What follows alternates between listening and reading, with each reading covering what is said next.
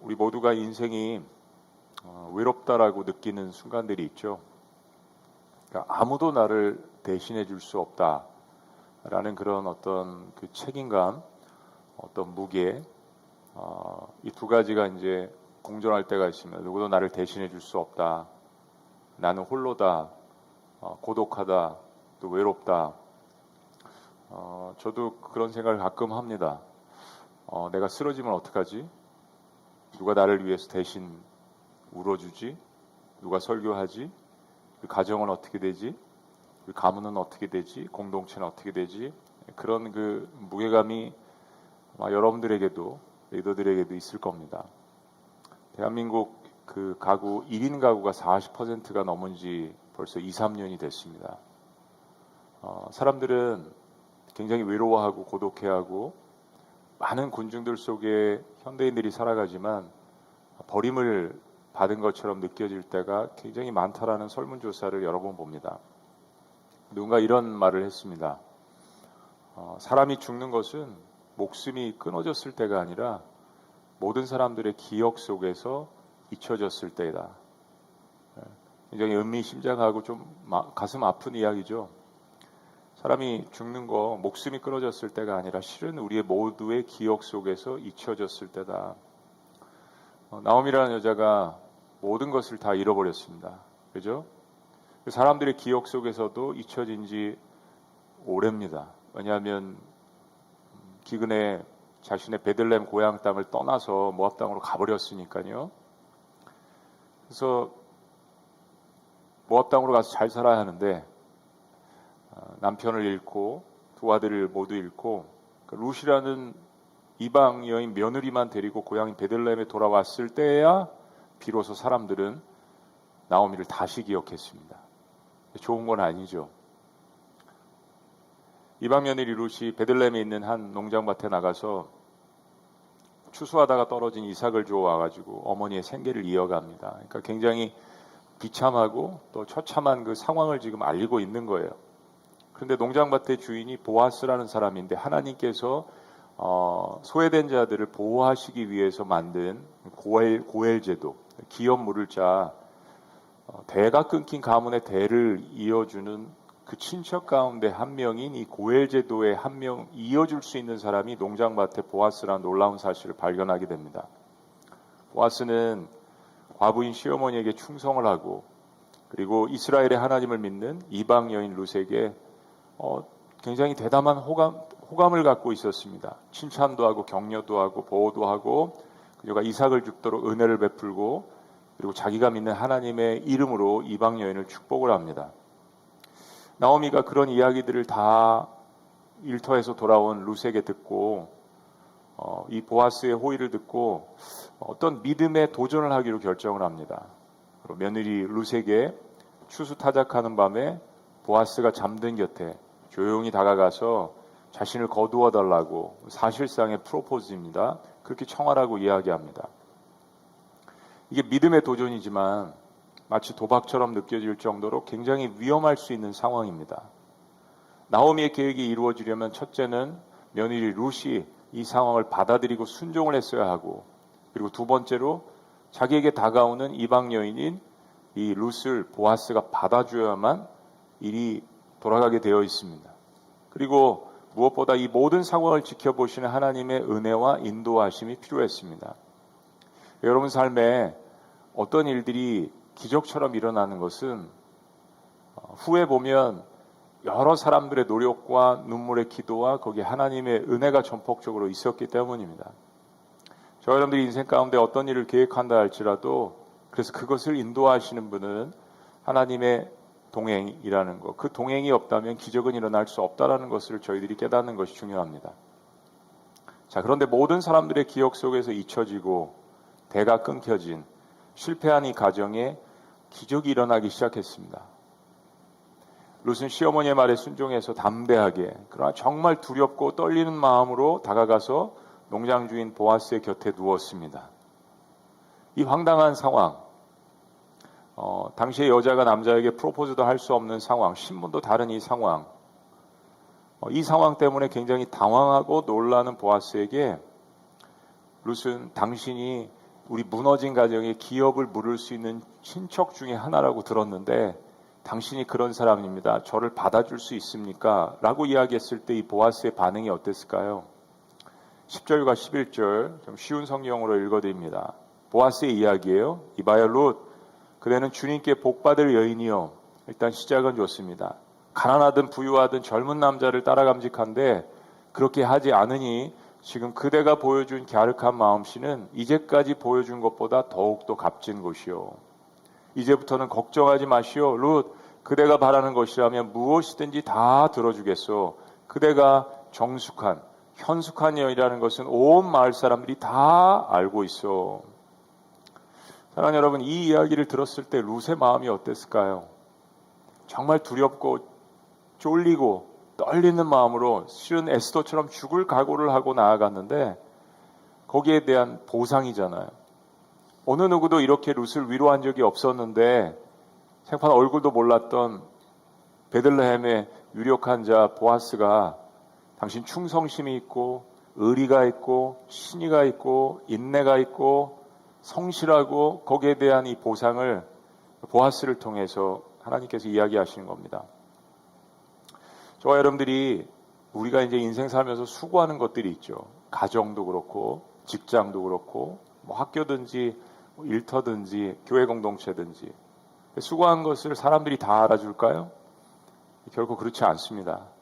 사람들이 몰라줄 때가 많죠. 실은 사람들은 배신을 하고 모함을 합니다. 뭐 이 세상에 살아가는 이야기들을 보면 그런 이야기들이 너무 많아요. 그런데 우리는 하나님을 믿는 사람들이기 때문에 하나님께서 나에게 보여주신 그 변치 않는, 하나님은 나를 떠나시지 않는 그 헤세드의 사랑 때문에 나는 그래도 그 신앙 때문에 사람들과 신의를 지키려고 노력을 합니다. 하나님이 나에게 신의를 지켜주시니까. 그런데 그러면 세상이 좋아할까요? 그럼에도 불구하고 세상은 오히려 그렇게 신의를 지키는 것에 대해서 바보 같은 짓이라고 비웃습니다. 그렇게 살면 망한다. 그렇게 살면 성공 못한다. 그렇게 살면 돈 못 번다. 세상의 원리는 실은 그렇잖아요. 늘 힘 있는 사람들에게 붙어서 이득을 취하는 것이 그게 진정한 성공이라고 보기 때문입니다. 근데 하나님은 이 모든 것을 지켜보고 계신다는 이야기죠. 만약 우리의 인생에 이런 심판자가 없다면, 선과 악을 분별해 주는 자가 없다면, 판단해 주는 사람이 없다면 수많은 사람들은, 특별히 그리스도인들은 그야말로 억울한 인생을 사는 거죠.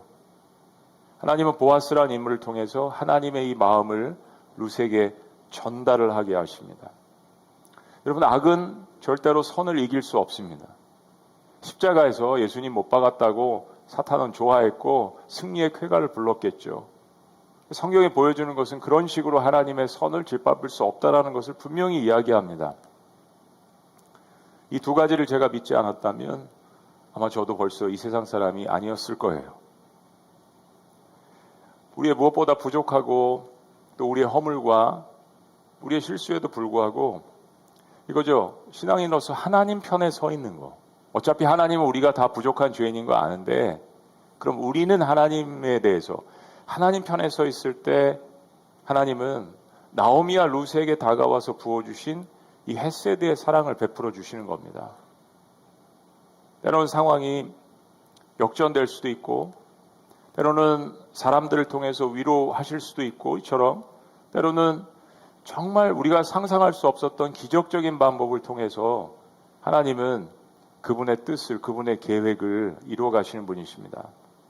보아스가 일단 정말 두려워했지만 다가온 룻에게 안심을 시켜줍니다. 두려워 마, 내 딸아, 내가 다 행해줄게. 그리고 그도 숨겨온 자신의 속마음을 이야기합니다. 보아스가 룻의 기업 물을 자가 되려면 한 가지 문제가 있었습니다. 그 한 가지 문제가 뭐냐면 고엘 제도의 기업 물을 자 중에서 가장 가까운 친척이 제일 우선순위를 갖게 되는 겁니다. 예를 들어서 첫째 형이 살다가 죽었어요. 그럼 그 형수의 대를 이어줘야 되는데 그러면 둘째가 먼저 우선권을 갖는 겁니다. 셋째가 먼저 우선권을 가져요. 그 가정에 남자들이 없다? 그럼 다음 친척, 그 다음 친척 이렇게 우선권이 가게 되는 것입니다. 보아스는 실은 이걸 놓고 하나님 앞에 기도를 하고 있었던 거예요. 그래서 이렇게 제안합니다. 13절 말씀, 오늘 밤은 여기서 지내고 날이 밝거든 봅시다. 그가 지방간으로서, 그러니까 더 가까운 친척, 그대를 맡겠다면 줬어. 그렇게 하도록 합시다. 누군가 나타나서 룻이 마음에 들어서 취한다고 할 때는 어떻게 할 수 있는 방법이 아니에요. 그러나 그가 그렇게 하지 않겠다면 그때는 내가 그대를 맡겠소. 그러면서 이렇게 이야기합니다. 이건 내가 살아계신 주님을 두고 맹세하는 것이요. 아침까지 여기 누워 있으시오. 참 이 룻이라는 이방 여인, 모압 여인, 이 과부를 향한 이 보아스의 마음이 굉장히 배려심이 깊죠. 그리고 이런 이야기를 하면서 그 청을 받아들이고, 그러나 이러한 상황이 있다는 것도 이야기하면서, 그러나 그 사람이 당신을 취하지 않으면 내가 당신을 책임지겠소라고 이야기하면서 그 언약을 살아계신 하나님의 이름을 두고 맹세를 합니다. 나오미나 룻이 굉장히 조심스럽게 이제까지 행동을 하다가 오늘 거사를 치른 거잖아요. 타작마당에 가서 보아스에게 다가온 것처럼 실은 보아스 역시 룻을 바라보면서 굉장히 신중하게 있었던 것입니다. 그리고 그들 중심에는 모두가 하나님의 인도하심을 바라보고 있었던 거예요. 내가 살아계신 하나님을 두고 맹세하는 것이라. 그래서 룻은 보아스의 말처럼 새벽녘까지 보아스의 발치에 누웠다가 서로 얼굴을 알아보기 어려운 그러한 이른 새벽에 일어났습니다. 보아스는 룻을 보호하기를 원했던 거예요. 그래서 룻이 타작마당에 와서 있었다는 것을 남들이 눈치채지 못하게 했던 것입니다. 그러니 보아스의 이런 행동들을 보면서 세 가지를 느꼈어요. 첫째는 조심성입니다. 하나님께서 무엇인가 하나님의 일을 시작을 하셨는데 그 하나님의 뜻에 어긋나지 않도록 하려는 그 조심성. 이게 소극적인 게 아니라 하나님의 뜻에 어긋나지 않도록 거기에 순종하려고 하는 이 지혜로운 마음. 두 번째는 성실함입니다. 어떻게 보면 이건 반대 개념이죠. 하나님의 계획에 게을러서 동참하는 일이 없도록 적극적으로 그 하나님의 계획에 순종하고 나아가는 모습. 또 한 가지는 이 두 사이에 있는 것은 바로 헤세드의 마음, 긍휼히 여기는 마음이었습니다. 하나님의 성품이 부족하지만 자기 자신의 그릇에 담겨서 그것이 다른 사람에게 흘러갈 수 있도록 보아스는 그렇게 이야기하고 행동을 합니다. 룻이 걸치고 있었던 그 옷에다가 보리를 6번 담아서 주었습니다. 이날은 보리 추수 마지막 날이었어요. 무슨 이야기냐면 이제 더 이상 룻이 어디 가서 다른 농장에 가서라도 이삭을 주울 수 없다는 이야기입니다. 추수가 다 끝나는 계절입니다. 더 이상 나가서 먹을 것을 구할 수가 없어요. 이삭을 주울 수가 없습니다. 보아스는 배려를 한 것입니다. 그 룻이 망토를 두르고 있었던 거기에 보리를 6번, 굉장히 많은 양을 담아주고 조용히 떠나도록 배려합니다. 어떤 스캔들도 어떤 이야기들도 돌지 않도록. 하나님은 여러분의 고난의 시간에 이렇게 하실 수 있어요. 여러분이 한 번도 만나지 않은 사람을 통하여서 여러분을 공급하고 여러분을 돌보고 여러분을 위로하실 수 있습니다. 제가 이 고난을 통과하면서 그런 경험을 참 많이 했어요. 가깝게 있었던 사람들은 온데간데 없고 정말 얼굴도 모르는 한 번도 연락도 해보지 않은 그런 사람들을 통하여서 하나님께서 공급해 주시고 공개해 주시는 손길을 느꼈습니다. 거의 1년 가까이 경제적인 어려움을 겪었죠. 결혼 올해가 28년인가 잘 기억이 안 나네요. 오래전에 결혼했을 때 그 폐물을 갖다가 팔아야만 하는 그런 상황들 속에서도 하나님께서는 여러 얼굴도 모르는 사람들을 통하여서 공급하시고 공개하시고. 여러분, 왜 우리의 인생 가운데 하나님께서 그렇게 하실까요? 그 모든 공급해 주시고 보호해 주시는 분이 하나님이라는 사실을 알게 하기 위해서입니다. 그건 광야의 시간이 아니면 경험할 수 없는 거예요. 사람들은 늘 경우의 수를 따집니다. 우리 인간의 본능이 그렇거든요. 내가 누구에게 가까이 가면 그 사람이 나를 도울 거야. 이 사람은 재력이 있고 이 사람은 능력이 있고 이 사람은 이런 부분에 있어서 나랑 인간관계를 쌓았으니까. 사랑하는 여러분 잘 아시잖아요. 고난 당해보세요. 우선순위가 정리가 됩니다. 정말 누가 나에게 사랑을 주었고 기도를 해줬는지 고난을 당하지 않으면 전혀 알 수가 없습니다.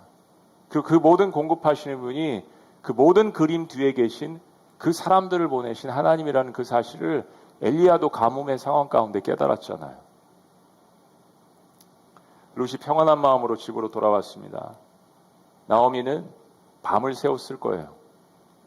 먼 친척이긴 하지만 며느리를 낯선 남자에게 보내는 그 마음은 걱정과 염려였습니다. 자기 아들의 며느리였는데 이제는 그 며느리를 자신이 중매를 해서 새 출발을 시키려고 하지만 이게 정말 하나님께서 개입하시지 않으면 다 잃어버렸는데 이제는 더 안 좋은 소문까지 나고 베들레헴에서까지 쫓겨날 수 있는 지금 그런 상황입니다. 보아스가 오라고 하지도 않았는데 보아스가 자고 있는데 거기에 며느리를 보냈으니 여러분이 이걸 생각을 해보세요. 얼마나 이게 믿음의 도전이었는지. 하나님께서 그런 것들을 시작하셨다라고 생각을 안 했다면 이렇게 용기를 내서 하지 않았을 거예요. 또 거기에 올인하고 순종한 룻을 생각을 해보세요. 나오미는 야곱처럼 밤새 하나님과 씨름하며 기도했을 것입니다. 며느리를 보내긴 했지만 얼마나 마음이 노심초사했을 거예요. 돌아온 룻을 보자 나오미는 너무 궁금했습니다. 얘야 무슨 일이 있었니? 어떻게 되어가니? 그리고 룻을 보니까 그 자루에 보리가 가득했습니다. 룻은 보아스가 자신에게 한 일을 시어머니에게 낱낱이 설명을 합니다. 그리고 한 가지를 더 이야기를 합니다. 17절 말씀 덧붙여서 말했다. 6번이나 되어서 준 이 보리는 어머니께 빈손으로 가서는 안 된다고 하면서 바로 그가 손수 담아준 것입니다. 어머니께 빈손으로 가서는 안 된다. 이건 하나의 징표죠. 보아스는요, 룻이 자신에게 다가오고 이런 모든 그림 뒤에 고엘 제도로 알고 기업 물을 자를 이런 제도를 룻이 알 리 없고 이 모든 그림 뒤에 자신의 먼 친척인 나오미가 있다는 사실을 알고 있었습니다. 그래서 시어머니에게 빈손으로 돌아가지 말라고 하는 거예요. 하나의 응답이고 하나의 징표였죠. 18절 말씀 이야기를 듣고 나오미가 이야기합니다. 그러자 시어머니가 일렀다. 얘야 일이 어떻게 될지 확실해질 때까지 이제까지는 다릅니다. 너는 가만히 기다리고 있거라. 너는 가만히 기다리고 있거라. 아마 그 사람은 지금쯤 가만히 있지 않을 거다. 이 일을 마무리 짓는데 오늘을 넘기지 않을 거야. 오늘을 넘기지 않을 거야. 나오미는 룻에게 모든 상황들을 자세히 들은 후에 두 가지를 조용히 이야기합니다. 굉장히 상반된 조언입니다. 우리는 이제 가만히 있자. 우리는 조용히 앉아있자. 두 번째는 뭐예요? 이제부터 보아스가 너를 위해서 일할 차례가 되었다. 이제까지 모든 이야기들을 여러분 한번 이렇게 종합해 보면서 이 룻기의 주인공인 나오미 그리고 룻, 이 보아스 이 세 하나님의 사람들이 공통적인 분모들이 있습니다. 무엇인가 이들이 이 하나님께서 계획하시고 일을 시작하신 것에 대해서 감지를 하면서 이들이 갖고 있었던 공통점이 있어요. 그게 뭐냐면 첫 번째는 하나님의 존재를 온전히 신뢰하는 것이었습니다. 하나님이라는 이 존재를 온전히 신뢰하는 것.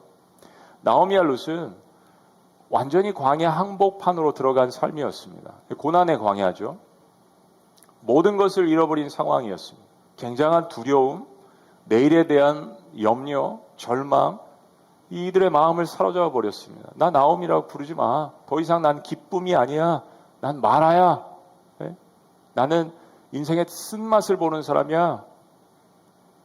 근데 그때 우리가 계속 집중한 것처럼 여전히 이들 인생의 주어가 하나님이었습니다. 나를 잘되게 하시는 분도 하나님이시고 나를 망하게 하시는 분도 하나님이시고 여러분 이야기를 듣기가 싫으실 거예요. 그죠? 나를 망하게 하시는 분도 하나님이셔? 욥은 그렇게 고백했어요. 주신 이도 그것을 다시 가져가시는 이도 하나님이시라는 거. 근데 우리의 인생을 잘 생각해 보면 이 땅에 태어나게 하시는 분도 하나님이시고 우리의 생명을 걷어가시는 분도 하나님이세요. 이거 못할 이야기가 아닙니다. 나를 잘되게도 하시고 나를 망하게도 하시는 모든 그 주권의 내 삶의 주인은 하나님이시다라는 신앙의 고백이에요. 여전히 인생의 주어가 하나님이었습니다. 그럼 이게 우리에게 있어서 중요한 겁니다. 신앙인들은 일반적으로 하나님은 선하시다라고 고백합니다. God is good. 그죠? 우린 그렇게 고백을 해요. 근데 문제는 항상 선하신가에 대한 질문입니다. 이런 상황에서도 부할 때도 가난할 때도 성공했을 때도 망했을 때도 건강했을 때도 병들었을 때도 내가 믿는 하나님은, 내가 예배하는 하나님은 항상 선하신 분인가? 여러분, 이게 진짜 믿음이에요. 여기서 신앙이 벗어나게 되면 다시를 섬기게 됩니다. 내가 우상숭배를 만들어 놓고 섬기게 됩니다. 하나님은 선하신데 항상 선하시다라는 이 믿음은 광야 생활이 아니면 결코 고백할 수 없는 믿음입니다.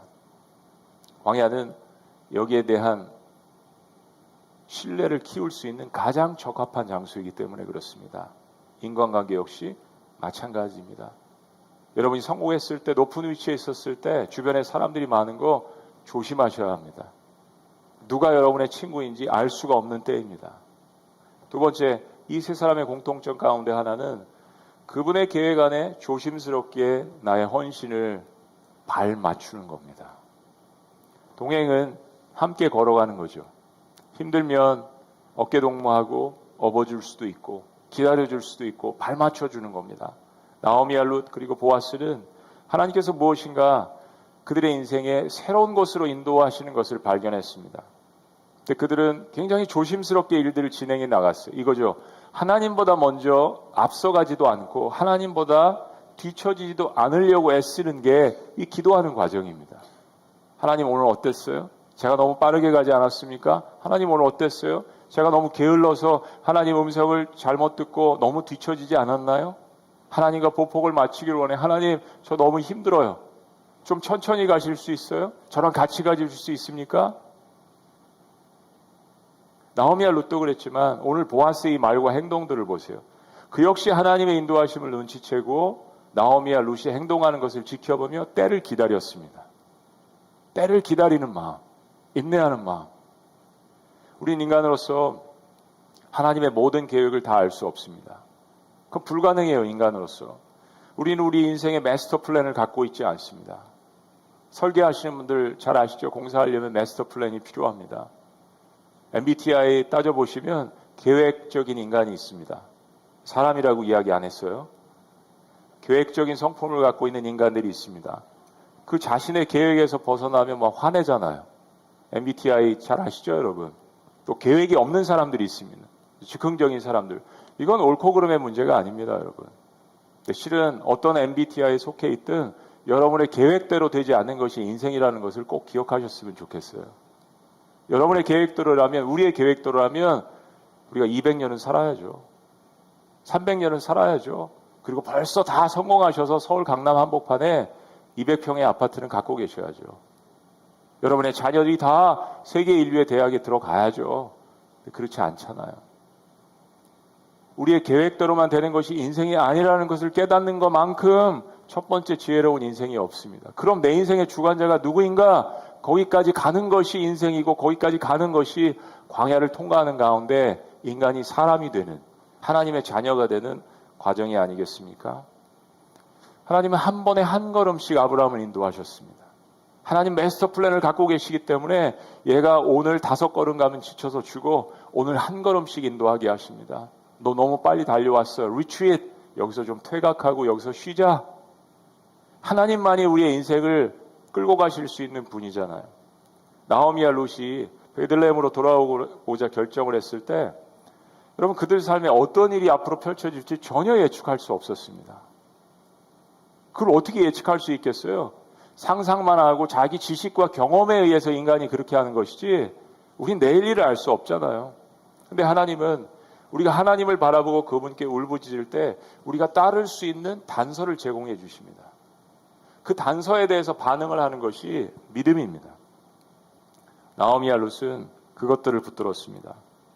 어느 누구도 예수님께서 빈들에서 먹을 것이 없어 방황하는 5,000명을 먹이실 계획을 주님께서 하고 계시다라는 것을 몰랐습니다. 알 수 없어요. 하나님의 뜻은 처음부터 알 수가 없습니다. 근데 예수님에게는 누군가는 떡 5개와 물고기 2마리의 헌신이 필요했습니다. 그걸 기다리신 거죠. 놀랍게도 제자들도 다 의심했습니다. 주님, 우리가 거둔 돈만으로도 어떻게 이 많은 사람들을 먹일 수 있겠습니까? 인간은 계산합니다. 이성적으로 판단을 합니다. 이게 필요가 없다는 이야기가 아니라 어떤 순간엔 필요하지만 어떤 순간에는 무용지물이 될 수 있습니다. 사랑하는 여러분, 우리가 늘 원하는 기적이라는 말이 supernatural, 초자연적이란 이야기입니다. 초자연적인 현상은 이성과 합리로 판단을 할 수가 없습니다. 인간이 참 이중적인 것이요. 늘 이성, 논리, 내 고집, 전통, 경험 이걸 따지지만 정말 자신이 불가항력적인 상황에 닥치면 기적을 원하는 게 인간의 본능입니다. 이 둘 사이에서 하나님을 발견하는 믿음, 내가 할 일과 하나님이 하실 일을 구분할 줄 아는, 그래서 한 번에 한 걸음씩 주님께서 인도하시는 대로 앞으로 나아가는 것이 절대적입니다. 그분의 복복에 발걸음을 맞추는 것. 이 세 사람의 지금까지의 또 한 가지 믿음의 공통점이 있습니다. 그거 뭐냐면 그분의 일하심을 기다리는 겁니다. 오늘 마지막 절을 개역개정 성경으로 우리 한번 읽어보시죠. 18절 말씀 다시 시작. 이에 시어머니가 이르되 내 딸아 이 사건이 어떻게 될지 알기까지 앉아있으라. 그 사람이 오늘 이 일을 성취하기 전에는 쉬지 아니하리라. 저는 이 말씀이 정말 큰 감동으로 다가왔습니다. 나오미는 이제 우리 최선을 다했다라고 이야기하는 거예요. 여기까지가 우리가 할 일인 것 같다. 그 다음은 이제 보아스에게 맡기자. 이게 얼마나 많이 기도하면서 밖에 나가서 이제 나오미는 나이가 들어서 일도 못하고 집에서 뭐 했을까요? 집에서 기도했죠. 기도한 겁니다. 며느리에게 이제 앉아서 우리가 기다리자. 사실 룻은 많은 대화가 없어요. 룻은 따르고 맹세하고 충성하고 인내하고 순종합니다. 여러분, 우리가 앉아서 기도하자라는 말이 아무것도 안 한다는 의미가 아닙니다. 저는 기도가 모든 것을 다 해결해 주나요? 기도만 하면 다 되나요? 나는 이 말을 참 싫어합니다. 무슨 의미냐면 기도 안에서 잘못되는 경우가 너무 많아요. 우리 기도합시다라는 말이 행동을 안 하자는 이야기가 아닙니다. 기도하자는 이야기는 우리가 행동하기에 앞서 정말 하나님께서 일을 이루고자 하시는가, 하나님의 뜻은 무엇인가, 그리고 정말 행동을 한다면, 한 스텝을 내딛는다면 우리의 방향은 어디로 가야 할지, 하나님의 뜻은 무엇인지, 정말 요단강을 건너고자 할 때 어떤 과정을 겪어야 하는지, 그리고 이것이 하나님의 뜻에 맞는지, 너희는 몇 날이 못 돼요. 내가 너희에게 선물로 줄 그 성령을 기다리라. 여러분, 마가다락방에 모여서 기도했습니다. 근데 제자들이 기도만 했나요? 행동했죠. 뭐 했습니까? 순종했잖아요. 하나님 말씀에 순종해서 그들은 한 마음을 만드는 거. 여러분, 한 마음을 만드는 게 얼마나 힘듭니까? 이거 돈으로 안 돼요. 핵무기로도 안 됩니다.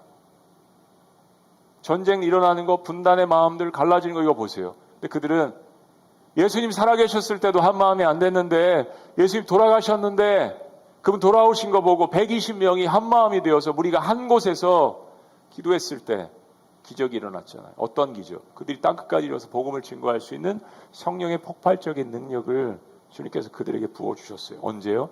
한 마음으로 순종해서 기도했을 때 일어났습니다. 나오미의 이야기는 룻, 우리가 이제 기도하자. 이제까지도 기도했지만 이제 하나님이 일하실 수 있도록, 그분의 계획을 이끌어 가실 수 있도록. 여러분, 룻기서는 기도라는 단어가 한 번도 등장하지 않습니다. 그죠? 우리는 특별히 나오미가 얼마나 이 일을 위해서 눈물로 기도했을지를 짐작하고는 남습니다.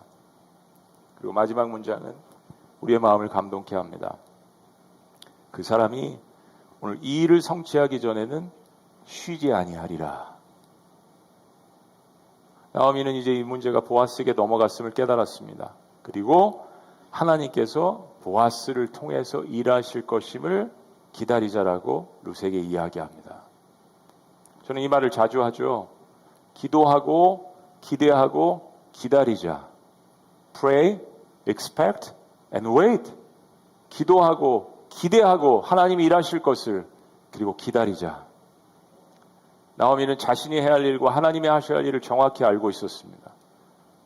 모든 성경에 나오는 하나님의 사람들은 그걸 정확히 분별하고 있었어요. 기도했기 때문에 그게 가능했던 것입니다. 그리고 룻을 격려합니다. 보아스가 너를 위해서 일하기를 쉬지 않을 것이다. 쉬지 않을 거야. 이게 얼마나 루세에게 격려가 됐을까요? 저는 이 문장이 정말 커다란 복음처럼 들렸습니다.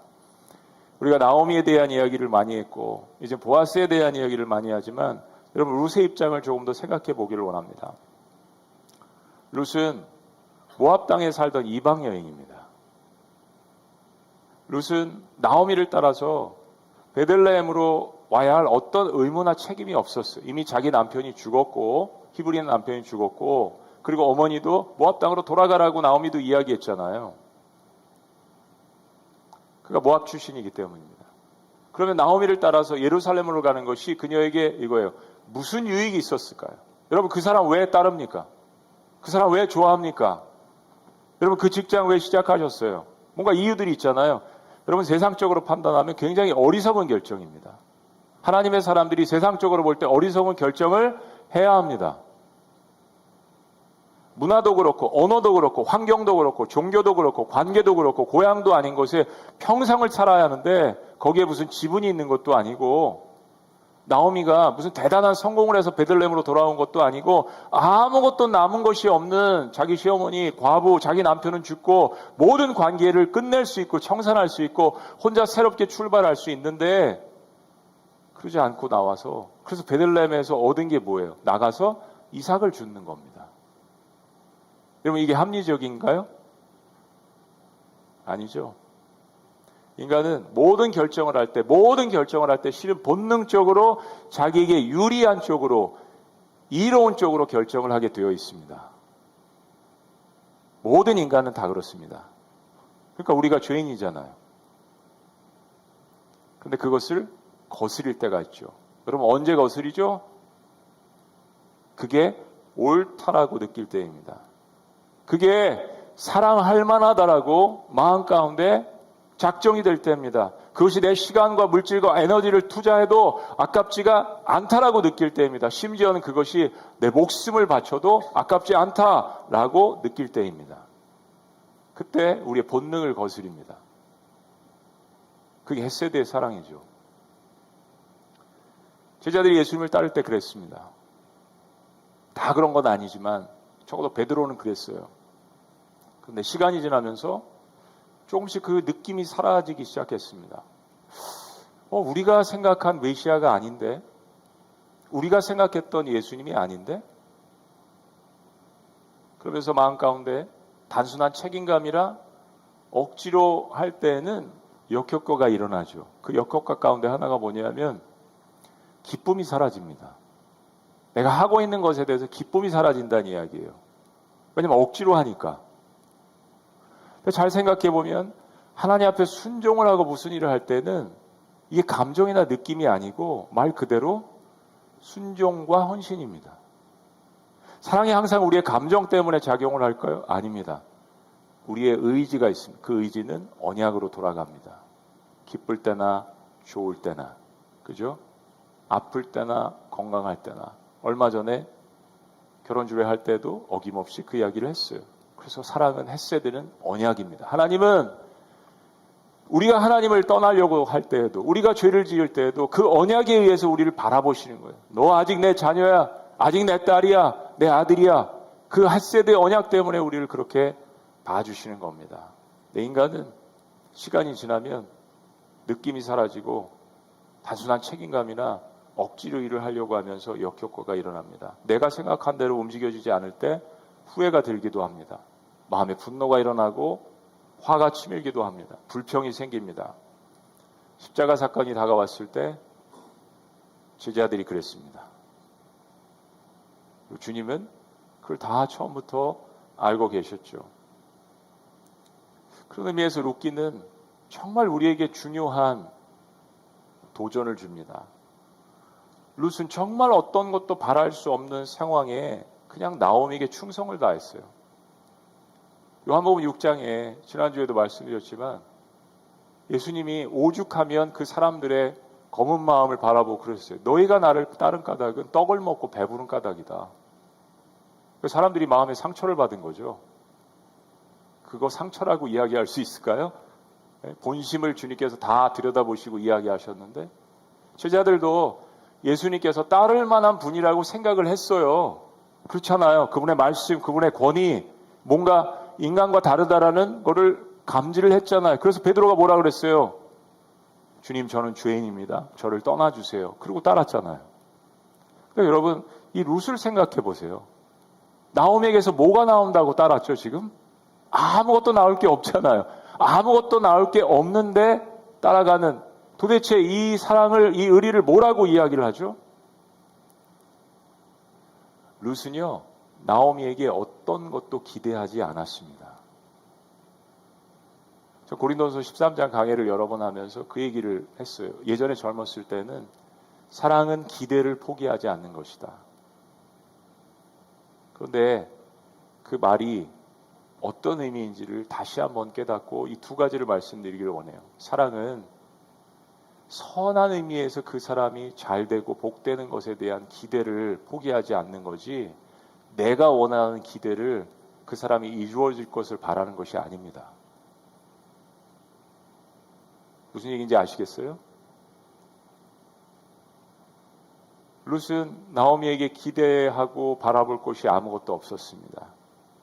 다른 거죠. 붙든 겁니다. 그 안에 하나님이 계신 걸 바라봤던 거예요. 여러분, 누군가 누구를 사랑하는 것은 무엇을 얻기 위해서가 아니라 그냥 존재를 사랑하는 겁니다. 성경은 보아스를 통해서 나오미를 긍휼히 여기는 룻의 헷세대의 사랑을 여러 번 이야기합니다. 어떻게 이런 사랑이 사사시대에 자기 속에 옳은 대로 가는 이러한 세속의 풍파 속에 있을 수 있을까? 하나님은 죄 가운데 있는 인간의 구원의 역사를 위해서 이 땅에 보내실 아들 예수 그리스도의 족보를 막 만들어가고 계셨잖아요. 그런데 나오미와 룻이 눈에 띄었습니다. 보아스가 눈에 띄었어요.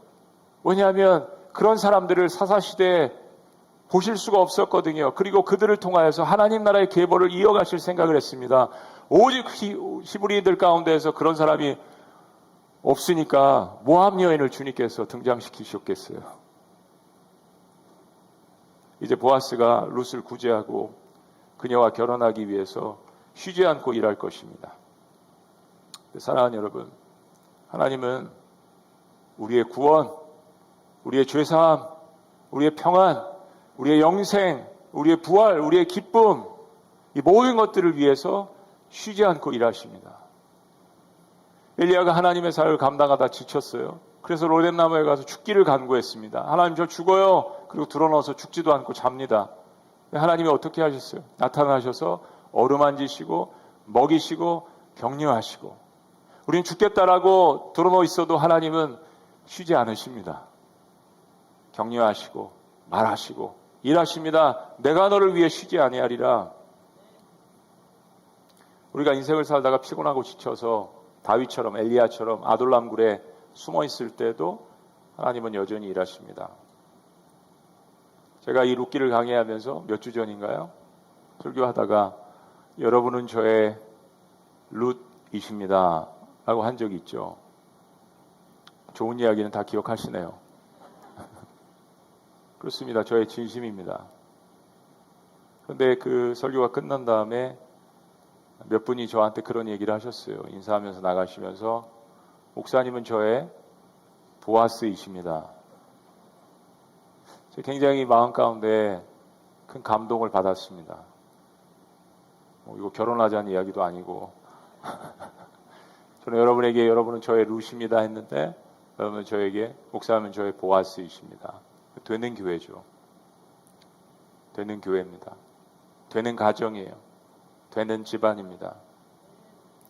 작년에 엘리야 설교를 한 후에 처음 시작하고 이제 얼마 안 됐을 때 엘리야에 대한 설교를 했잖아요. 그때 잘 몰랐던 한 젊은 청년이, 결혼한 남자 청년이 먼 거리에서 운전을 하고 오가서 참 기특하기도 하고 감사하기도 하고, 그날 그 설교를 하고 나가면서 정말 쑥스러운 표정으로 저를 쳐다보면서 먼 말치에서 이렇게 이야기했습니다. 목사님은 저의 로뎀나무이십니다. 제가 얼마나 큰 위로를 받았는지 모르겠어요. 나도 누군가에게 로뎀나무가 될 수 있겠구나. 서로가 서로에게 보아스가 되는 교회, 서로가 서로에게 룻이 되는 교회, 서로가 서로에게 로뎀나무가 될 수 있는 교회. 실은 엘리야를 설교할 무렵에 저희 교회 이름을 로뎀나무 교회라고 생각도 해보았습니다. 그런 의미가 우리 교회 공동체 안에 다 들어있는 거예요. 우린 지난주에 대표기도 하셨듯이 우리 사랑하는 권사님을 천국으로 보내드렸습니다. 너무 갑작스럽고 너무 건강하셨고 너무 아름다우셨는데 너무 갑작스럽게 진행이 돼서 4, 5개월 만에 소천을 하신 거예요. 권사님께서 그 고통의 한복판에 저에게 그런 이야기를 하셨습니다. 목사님이 그런 고통과 고난에서 다시 일어나셔서 교회를 세운 것이 제가 볼 때는 기적인데 그러니까 그분은 제가 다시 일어날 줄을 모르셨던 거예요. 목사님 이게 기적인데 저도 몰랐으니까요. 우리 교회 이름처럼 나도 목사님처럼 다시 살아날 수 있을까요? 그렇게 될 수 있겠죠.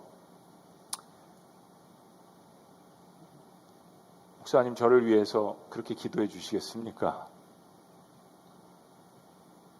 우리가 여러 질병 또 생로병사를 겪으면서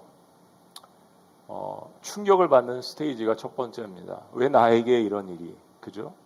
두 번째는 이제 그것을 받아들이는 스테이지가 옵니다. 그런데 권사님에게는 너무 빨리 닥쳤어요. 삽시간에 그 일들이 닥치니까 권사님께서 그걸 잘 받아들이지 못하시고 힘들어하시는 모습을 보았습니다. 근데 마음 가운데 그 소원대로 그렇게 기도해야겠다.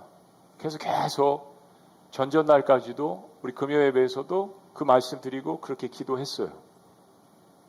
때로는 어떤 분들은 가족들이 그런 기도를 싫어하시는 분들도 있습니다.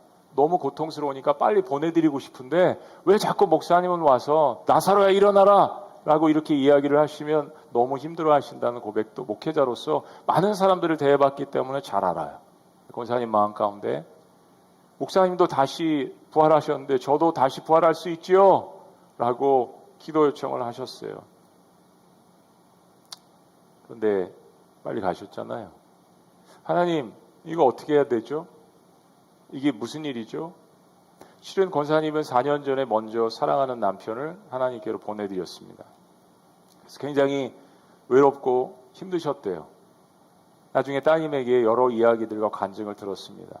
근데 미라클 오이교회가 개척됐다는 그 소식을 들으시고 교회 나오셔서 그 우울한 마음과 외로운 마음이 정말 많이 치유되셨대요. 예배를 사모하시고 그리고 연세 있으셔서 교회를 돕지 못한다라는 그 마음 때문에 모든 성도님들을 위해서 기도하시고 그리고 시니어 그룹들 모이셔가지고 같이 교제하고 성경 공부하고 그리고 특송한 그걸 그렇게 자랑스럽게 여기셨대요. 남편이 천국에서 보고 싶다고 빨리 부르셨나 봐요. 그리고 권사님은 이 땅에서 다시 생명을 연장하고 더 살아나는 것을 기적이라고 주님 앞에 알려드렸는데 그 기도보다 훨씬 더 큰 기적으로 하나님 안에서 부활을 경험하셨잖아요. 우리의 가장 큰 부활은 우리의 영과 육이 다시 사는 것입니다. 그 이상 우리에게 어떤 더 큰 기적이 있을까요? 주님 안에서 구원을 경험하는 것입니다. 부활을 경험하는 것이에요. 저는 이번 장례를 치르면서 다시 한번 서로가 서로를 위해서 울어주고 섬겨주는 성도님들의 모습을 다시 한번 보았습니다. 저는 이제까지 목회를 하면서 예전에 개척을 해서 섬기기도 했지만 그 이후에는 참 큰 교회들을 담임을 하면서 얼굴도 모르는 성도님들 그들의 가족들 장례를 대부분 했습니다. 근데 다시 한번 하나님께서 제가 아는 성도 저랑 같이 예배하고 같이 밥 먹고 같이 이야기했던 성도님의 장례를 하면서 설교를 10번 이상 했죠. 임종 예배까지 신방까지 그 모든 예배를 집도하면서 마음 가운데 참 기쁨이 있었습니다. 슬프지만 마음 가운데 기쁨이 있었어요. 제가 그 성도님을 알기 때문에 기도했기 때문에 그리고 하나님 앞에 같이 함께 울어줄 수 있는 성도들과 함께 그 천국 환송 예배를 할 수 있어서 참 기쁨이었습니다. 유족들이 남자가 많이 없기 때문에 우리 성도님들 가운데서 월차를 내고 건강검진을 하는데도 오셔서 운구를 도와주시고 함께 찬양하고 함께 울어주고 격려한 우리 성도님들, 그리고 직장 때문에 여러 관계 때문에 오실 수 없었지만 함께 울어주고 기도한 모든 성도들이 함께한 그 공동체의 모습을 보시며 주님은 이야기를 하실 것 같아요. 잘하였도다 착하고 충성된 종들아, 내가 너를 위해 쉬지 아니하리라. 내가 너를 위해 쉬지 아니하리라. 교회 공동체는 서로가 서로를 위해서 살아가는 것을 멈추지 말아야 합니다. 쉬지 말아야 합니다. 우리 마음 가운데 쓴뿌리가 될 때마다 주님께서 십자가에서 우리를 향해 쓴 이 말씀, 내가 너를 위해 쉬지 아니하리라. 너의 구원을 위해, 너의 생명을 위해, 너의 영생을 위해, 너의 부활을 위해, 너의 잘되고 복되는 것을 위하여서, 너의 기쁨을 위해 나는 결코 쉬지 아니하리라. 기도하시겠습니다.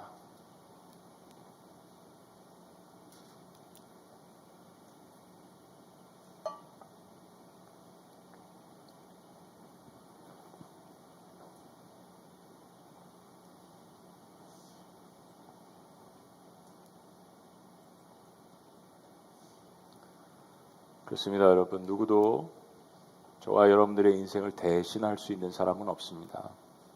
우리는 절망 가운데 때로는 그 고민, 그 외로움, 그 고독 가운데 있죠. 근데 주님의 이 말씀, 내가 너를 위해서 결코 쉬지 아니하리라고 하시는 이 말씀이 우리들에게 큰 격려와 위로가 되기를 원합니다. 그래서 주님께서 교회 공동체를 새롭게 세우셨습니다. 서로가 서로를 위해서 울어주고 서로가 서로를 위해서 기뻐해주는 그런 공동체. 내가 당신을 위해서 기도하는 일을 멈추지 않겠습니다.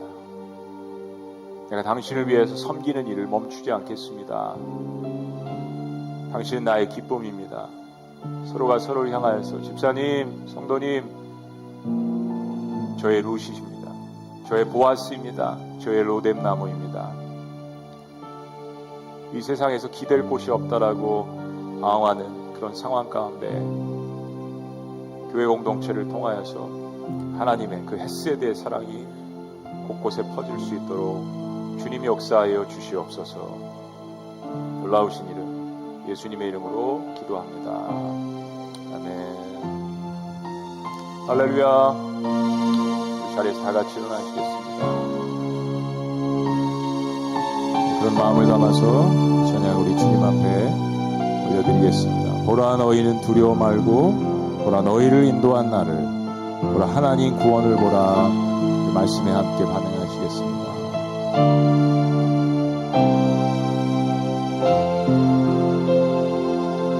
보라 너희는 두려워 말고 보라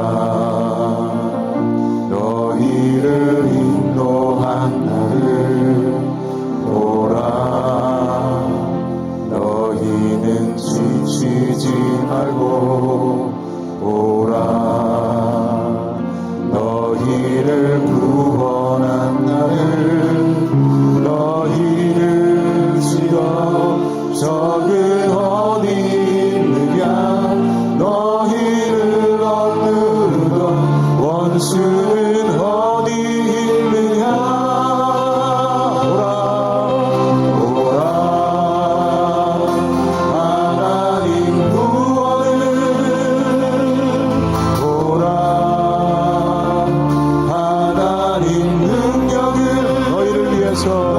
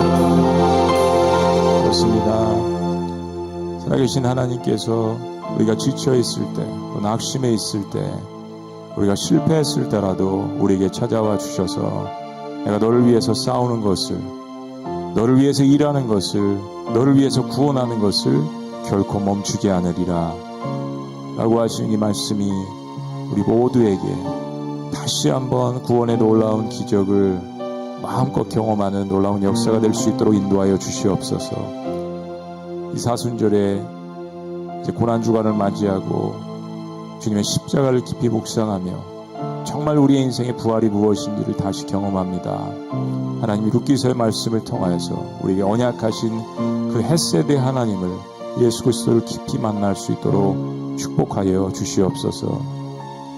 이제는 우리 주 예수 그리스도의 은혜와 하나님 아버지의 극진하신 사랑과 성령님의 감화 교통 역사하심이 누구도 나를 대신할 수 없고 누구도 나와 함께 끝까지 동행할 수 없지만 내가 너를 위해서 일하는 것을 쉬지 아니하시라는 그 하나님의 그 의리의 신의의 그 충성의 헷세대의 사랑에 감사하며 나도 그 하나님의 사랑을 깊숙이 체험하며 그 헷세대의 사랑을 흘려보내기를 원하는 사랑하는 모든 개인과 가정과 미라클 오이교회와 이 도시와 학교와 나라 민족 위에 지금 더 영원토록 함께 하시기를 간절히 축원합니다. 아멘.